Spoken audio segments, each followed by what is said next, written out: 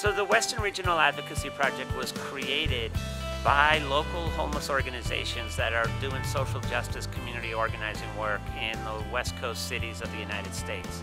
And our whole focus, our whole goal was by coming together as an organization that we could hold the federal government accountable.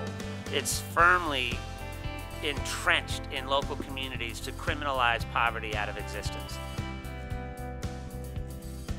January 20th, it was specifically chosen as the one-year anniversary of what was a momentous occasion, which was President Obama being sworn in as our first African-American president in the history of this country.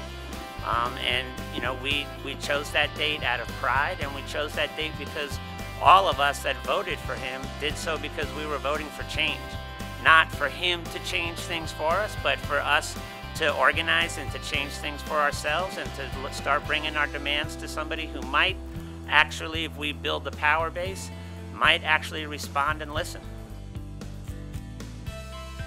To think that we can just put out to the Washington, D.C. bureaucracy, to Capitol Hill, that we can fly out there once every couple of years when we raise enough money, try to afford a hotel room, send one representative to maybe have a 5-minute meeting with the low-level staff person of one of our Congress members.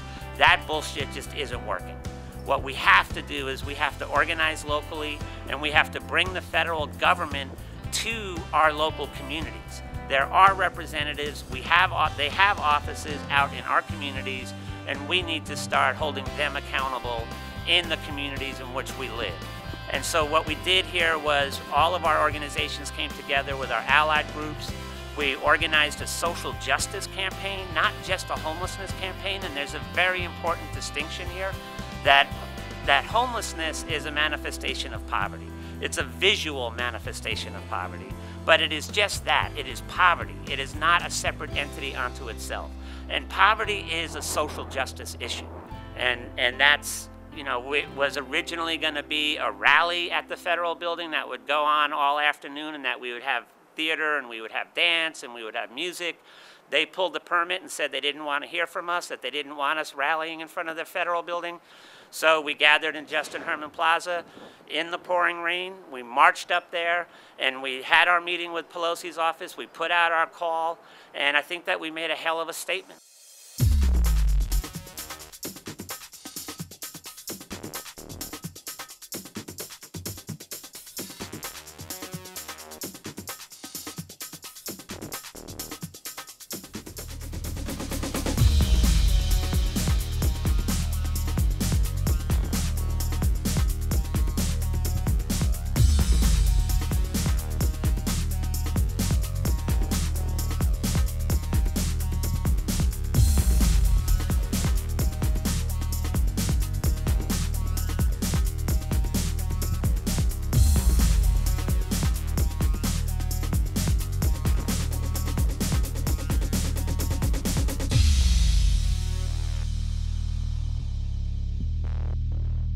The protest itself doesn't do anything. What does something is the building up to the protest and what you do after the protest. The protest is the theater, and it was fun.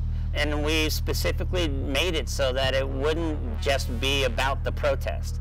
You know, it's the creating the event in the first place and following up on the event afterward that makes a statement.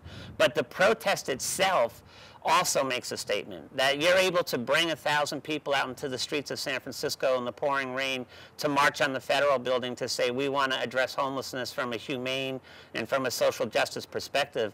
Nobody can say that that does nothing, because we were there and we know what it felt like, and the sense of accomplishment and the sense of pride, and to see the outpouring of folks, it did a lot. It did a hell of a lot.